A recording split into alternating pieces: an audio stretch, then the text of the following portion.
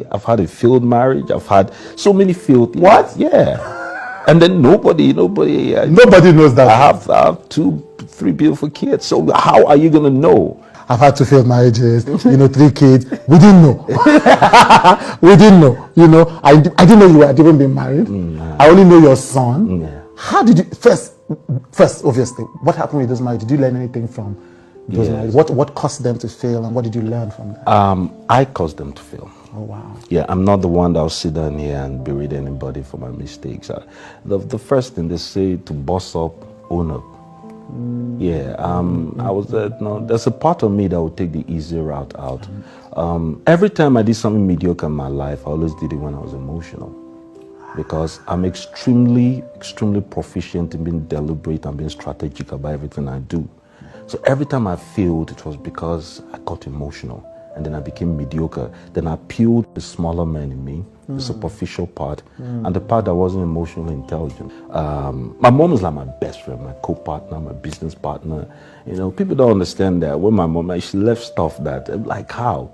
The family, I would not, whenever, my dad is an erudite, he's a very smart man, not highly educated, just extremely smart, but he wasn't a good businessman.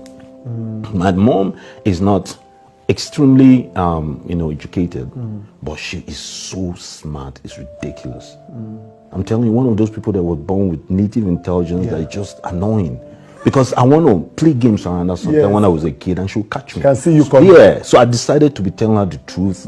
Other people go lie to their mom, run circles around them and collect money. I go and tell her, mommy, I need money. She will give me because I didn't play games. But every time I play games, it never ends well.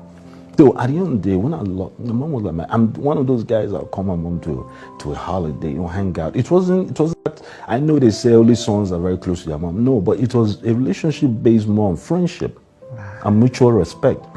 I respected her opinion. She wouldn't meddle into my affairs. She allowed me to make all my mistakes. My dad was always trying to be the disciplinarian. She said, let him go. So all my mistakes, all my failures, I've never met a human being all my life. And it's just not because every time I call or the press writes something or something, she say, Manny. I'll tell my version. She said, that's life. How do you feel? But yeah, you've learned the lesson. So move forward. And I'll move forward. That people always wonder, how does it rise from some of this scandal? How does it rise from things that is supposed to be? I had somebody that speak to a spirit part of me that nobody could speak to. I lost that. When I lost my mom, I couldn't find my feet for years.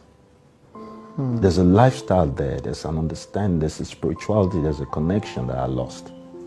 And I just wanted to live my life outside the world. Because the mistake was already made. It took them 72 hours to tell me I'd lost my mom. Wow. Right in the middle of a BBC interview in London, I just came out. There's always that part of family. One person in family, there's a deliverer of bad news. So they got this. Even this guy said, I'm not telling him. There's a great chance he won't make it. So 72 hours, I came home. On the plane, I don't know how I made up. I said, what would she have expected of me? To take charge. I came, I took charge. So my babysitter was about to get married. My dad was falling apart. People don't understand, what does he want? I'm a product of love. My parents were so in love with each other. Imagine a father, your parents woke up and said, you know what, you're stressing us, get out of the house. When I decided I was going to be an actor, they said, do you know what it takes for the law of your life to say that? You're stressing my husband. I can't sit here and you waste my husband will have. What can come back and go? Get out. Let's breathe. If you survive. If you don't, we'll make another kid in our old age. That's what's going on. I don't father. But I'm telling you later, I saw that this is what I want. So you can't show me that this is the product I came from, and then you second-ram it and think I should settle as a compromise. No. Oh, you've seen the example. I've seen what it's like. The light in the man's eyes. So I took charge as the head of the family. I couldn't grieve. I couldn't let myself feel. We finished the village had to be finished because she insisted she was going to be buried. My mom lived in London and Manchester, so we had to bring her back home, bury her there. Saw my sisters through the whole grief process. Started nursing my day. After a while, they go back to that childlike state. So I had to be there, making visits, making calls, being there. I forgot to grieve. I just thought that was what it took to get over it.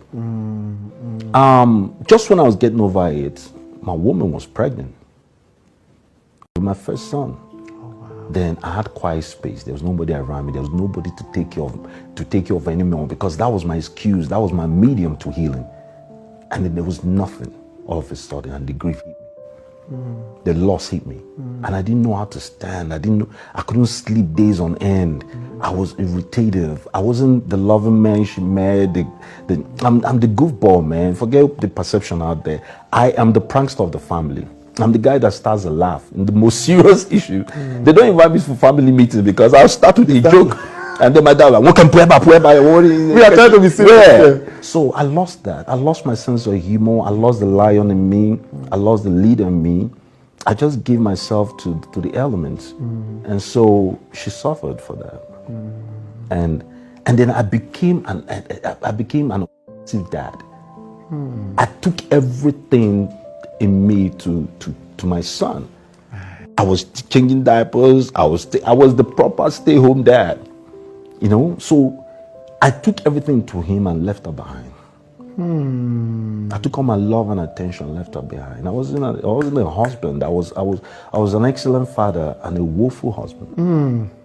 So they're not built like us, my brother. They're white. They're not built like us. And after a while, she said, I can't find who I'm married. How do we? And we parted as friends. I said, I'm here, but I'm not here. There's no presence here. I don't know what it would take for me to heal, to bring myself back. But if you want to wait for me, I will appreciate it. But if you can't, I will understand.